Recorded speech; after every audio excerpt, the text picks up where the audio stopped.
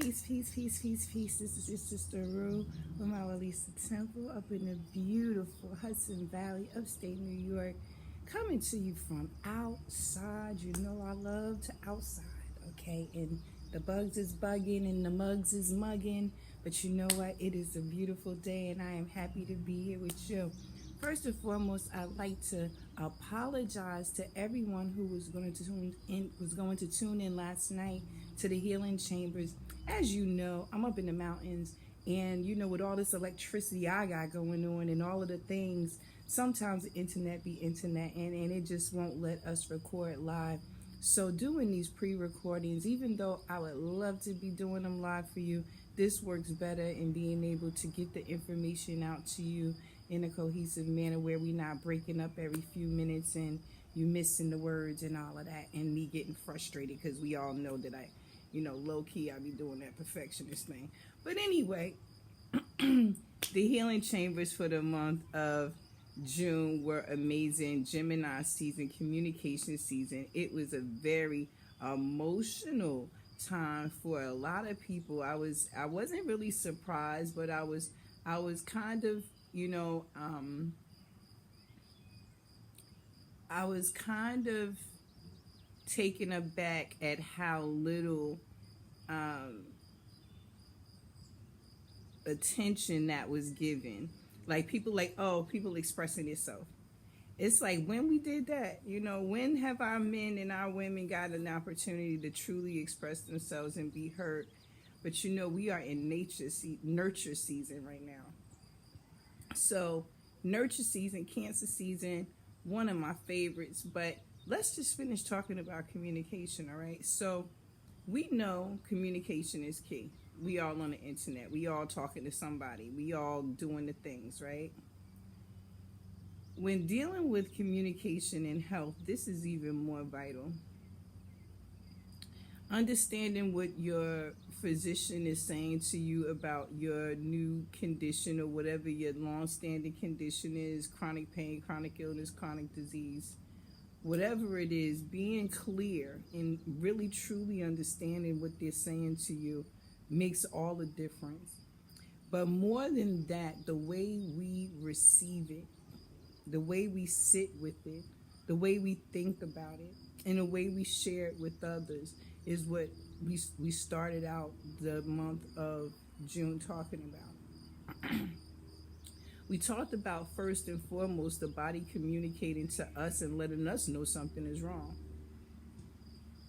Now, as I said, we had a lot of people really expressing themselves, and I'm so grateful to see a time when so many people are taking a lot of time to do self-love and self-care, especially, our elders are even, realizing that a lot of what they had going on had trauma attached to it. Our men are starting to be more open about what's going on with them, what has gone on with them, why they feel the way they do, why they do the things they do.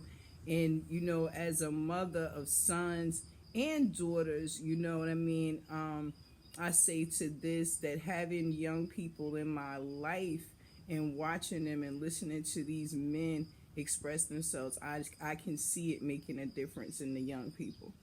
I can see it. It was something about the way our parents, kind of communicated to us that they knew everything. So we didn't doubt anything. We didn't question anything. We didn't ask any questions. We didn't expect them to communicate with us about certain things because we stayed in a child's place.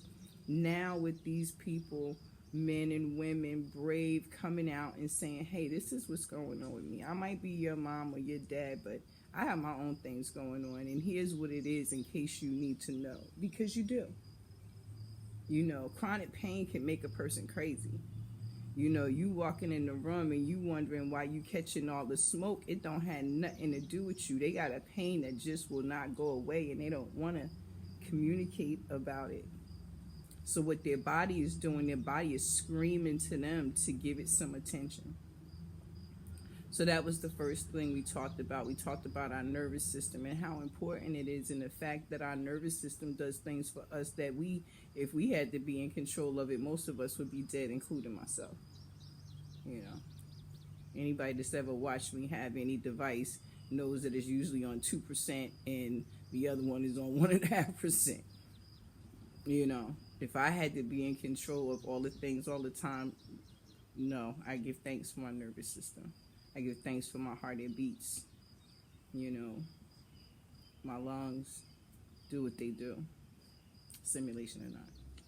But anyway, listening to our body, you know, knowing that when something is going on, we are in tune enough with our body for us to be able to address it. So, you know, one of the things that we talk about a lot is keeping the body clean so we can hear it. Now, you know, I'll tell anybody, everybody's diet is different. You know, I'm not going to tell somebody what they need to be doing. I can only talk about what I've used, what I've done. Again, we don't diagnose or treat any specific illness here. We just talk about what we've used and what we've done. And what I tell people is, you know, well, we don't eat pork. We didn't eat pork. My mother stopped that. And we didn't eat, you know, and I stopped my family from eating meat. You know, and when they would go back to it, they would go back to fish or something like that. But here's the thing. What I found is when we start to understand that food has a language of its own, but we haven't had real food for so long, many of us don't even know. So it's nice to see so many people putting their hands in the dirt and beginning to grow their own food. Please continue to do that. So back to this communication thing, I just want to say that it is very important that we begin to learn the messages that our bodies are sending us. You know, we get a headache now, and we say we have a headache. The first thing they tell you to do is, you know, pop a pill. But here's the thing. What is that headache telling you? Are you dehydrated? Are you tired? Are you hungry? Oh, yes, the bugs are eating me up. So, yes, you know, you see the sweetness. They're going to eat. But listening to our body and really understanding what it is that it's telling us can help us to be proactive so we can get in front of some of the things that become chronic illnesses and chronic disease. Okay. You know, many of us have been taught to fight through pain, work through pain, you know, get up, brush it off, you know. And I'm one of them. So, you know, I know that sometimes I ignore the pains and the symptoms and the signs that my body is giving me because I feel like I got to keep going. And so this is what a lot of people do. So they don't listen to the communication of their body. So moving on, we started to talk about communication in the family. So now that you've been diagnosed with this chronic illness, chronic disease, or you're dealing with this chronic pain and you finally have to tell somebody about it, maybe, you know, they caught you coming, you know, going to a doctor's appointment, or saw a bottle of your medicine, or heard you crying in pain in the bathroom. You know, now you have to talk to your family about it. It's not always easy to do. It's not always easy to do, especially if you don't have a grasp on it yourself and you don't understand why it's happening yourself. And so, see, that's why I said talking to that healthcare provider and being able to really understand what's going on. But not only that, beginning to examine for yourself and research for yourself what is going on with me. What's really good. You know, as we discussed before, many of us don't take account of anything that goes on in our body until something goes wrong. So now, talking to family. When I tell you this situation varies from family to family, there may be similarities, but believe me, it varies from person to person, family to family, because everybody deals with, you know, news of things differently. You can tell one person you have something going on and they could fall out on the ground worse than you. You tell some people, they'd be like, it's like you I don't know, blew in the air, and they could care less. You know, and what I had to learn is that other people's reaction, you know what I'm saying, doesn't change what's going on. You know, it just lets you know who you can deal with and who you can, who you can tell to, who you can talk to, and who you can't. It's like, oh, I'm having a major thing. I might not want to tell so and so because they're not gonna offer any words of encouragement, anything life affirming. Excuse me, anything life affirming. So I'm gonna leave them alone. But I'm also not gonna tell so and so because I don't need them falling out on the floor because I ain't even fall out on the floor. You understand what I'm saying? So this is some of the things I talked about, communicating to our children that something is going on. That can be really, really hard. And even now, you know, my children are adults and I still find it difficult to tell them things that may be going on. But this, you know, having an open line of communication, knowing how to sit down and broach these subjects is very important because we all leave here eventually. You know, my mother wasn't much of a talker.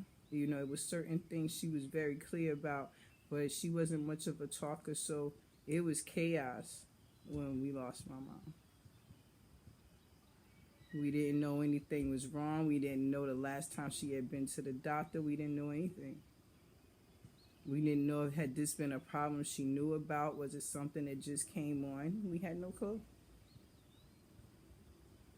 And in that moment is no moment to try to understand, trying to shove everything into your mind.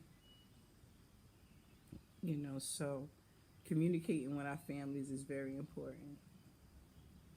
You know, and understanding that they are going to go through their own process of trying to understand what's going on with you. And again, some will not give it any thought in that moment. You know, we have, and I know I'm guilty. I raised my children, they think I'm some kind of superwoman. You know, they be like, ain't nothing going to happen to that chick. She all right, you know. And, you know, from their mouth to a lot, you know.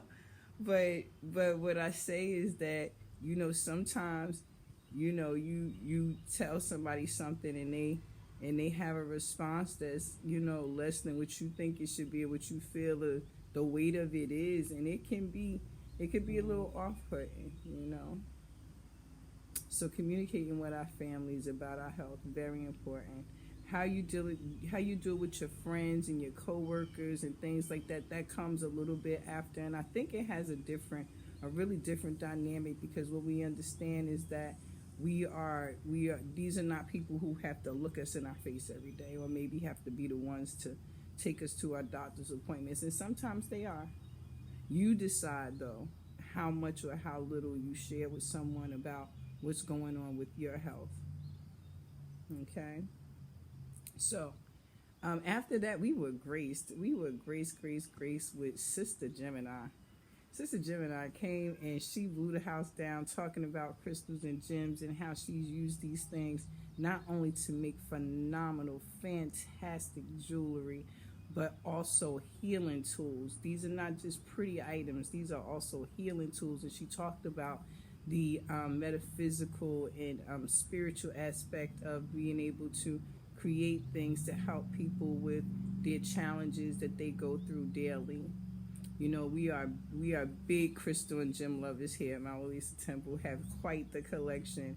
And she did mention some great references. She mentioned the Crystal Bible, and I mentioned Cunningham's book, which brought back a memory for the sister, because that's an old school one right there.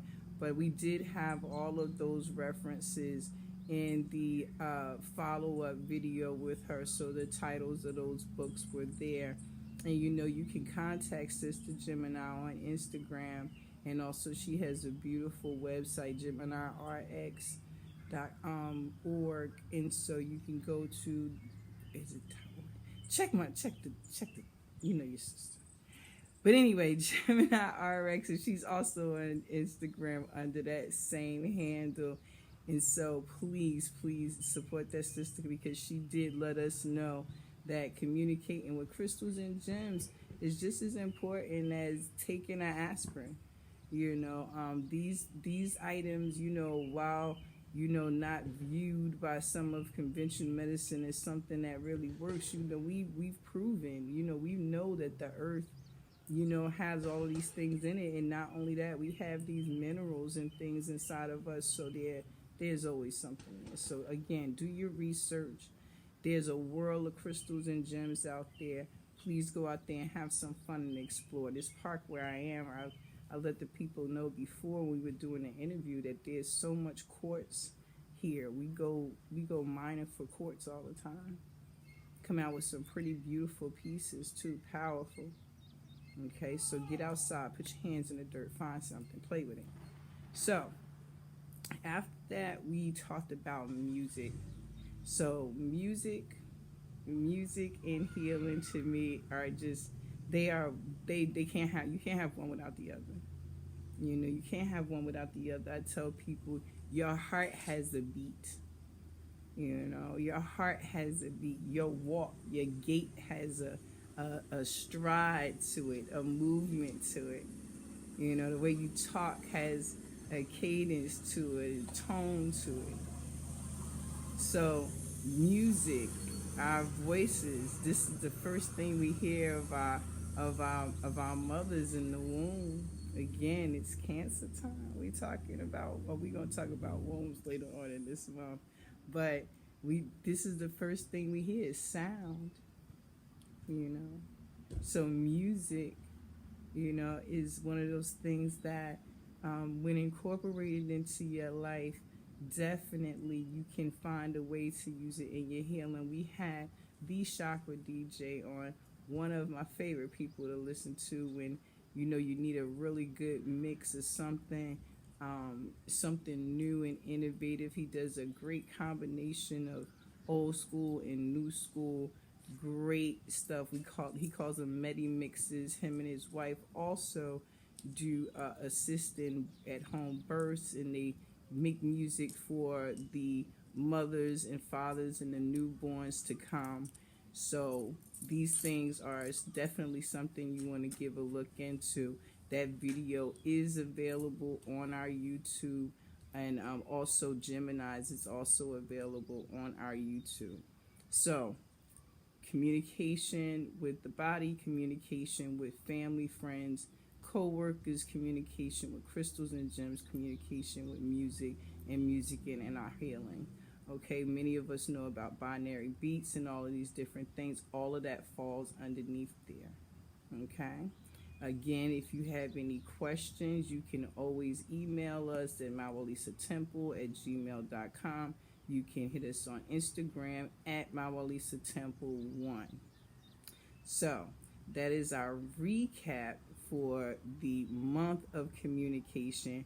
As I said, we are moving into the month of nurturing, Cancer month. So we will have some beautiful programs provided for you. We're going to have a midwife come in and talk to us, a doula come in and talk to us and explain to us some of the work that it is she does. We're going to have a couple of people come in and talk about things like yoni steams and the importance of this and our connection to the womb and our connection to nurturing and how important it is. So until next time, I thank you. I am your sister Rue, MaWu Lisa Temple, Hudson Valley, upstate New York. I look forward to talking with you soon. Peace.